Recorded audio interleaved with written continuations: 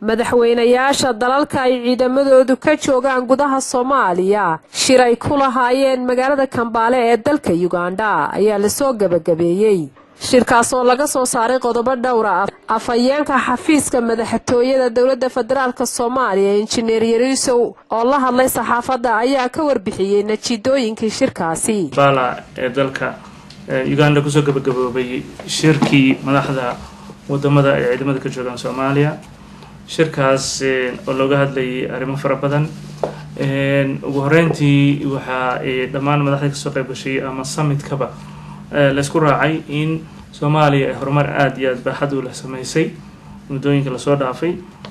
dhan walba dhanka siyaasadda iyo dhanka amniga